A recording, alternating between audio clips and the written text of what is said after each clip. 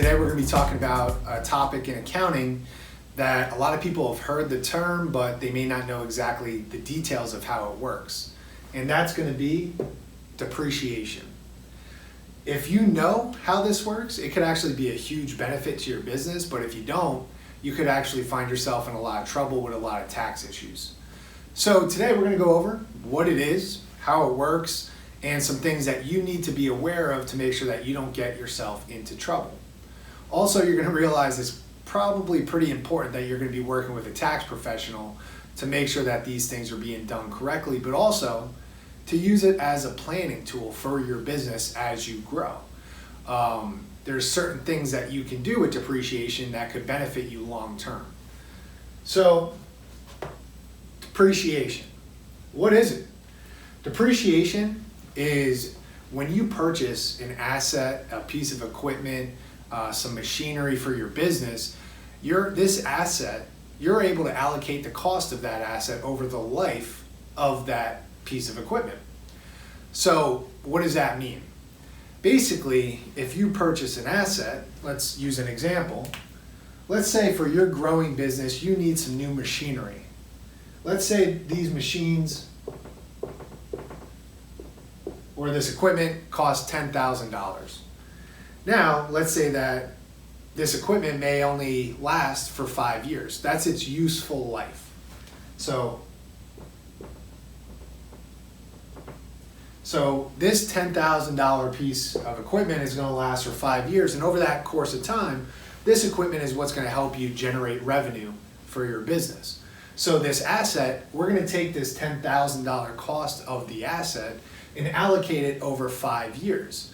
Meaning, as this asset's helping you generate income, you're able to get a deduction for the wear and tear of that piece of equipment. So over 5 years, that equals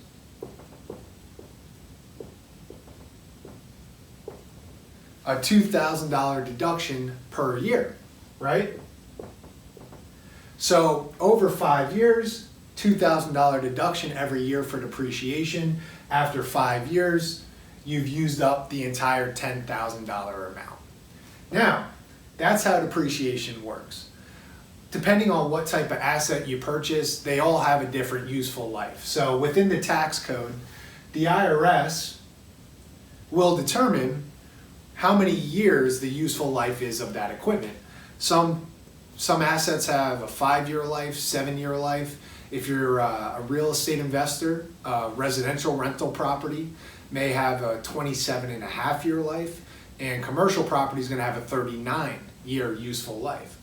So as you can see, this is a great deduction for your business. You have an asset that's going to help you make money, and you get to deduct it. So where does this go wrong?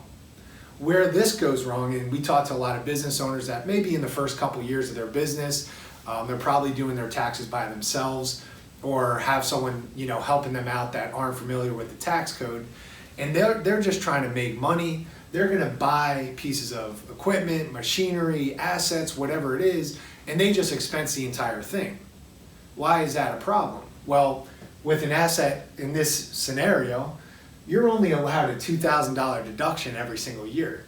We see a lot of new business owners that'll just deduct the entire cost of that asset, $10,000, all up front in year one. Where that's an issue is that the IRS is going to look at this and say, hey, we need to review your expenses. You have some pretty big charges here. And when they review and see what you purchased, they're going to find out this is an item that needed to be depreciated. By not depreciating it, you took way too big of a deduction. So instead of $2,000, that's an additional $8,000 in expenses that you took that you weren't allowed to. So that's where the issue is, because now the IRS is going to say, okay, well, because you weren't allowed to take that deduction, you owe a lot more in taxes. By the way, you didn't pay those taxes on time, you're going to have to pay interest. And because you substantially underpaid your taxes, you're also going to have to pay penalties and fines. So you could find yourself in a big headache that could be costly and could really sidetrack the growth of your business. So you want to make sure that these things are done correctly. If you have assets in your business and you don't know if they need to be depreciated or not, reach out to a tax professional. So what else can you do here? Under the current tax code that was put in place, the Tax Cut and Jobs Act, sometimes, depending on what year it is, the tax code could be a lot more flexible, could be a lot more beneficial for depreciation. Other years, not so much. Sometimes, under the current year, you may be able to expedite that depreciation. So, under the current tax code, there may be ways to depreciate 100% of that asset in year one. So sometimes you may be able to, where other times you can't. So that could be a great planning tool for your business. Maybe your business is starting to take off and you do have a substantial profit. Well, what do you do with that money, with that profit? This gives you a way that, okay, if I can depreciate 100% of new equipment in year one, I'm gonna go out and buy a lot more assets, maybe new vehicles for my business.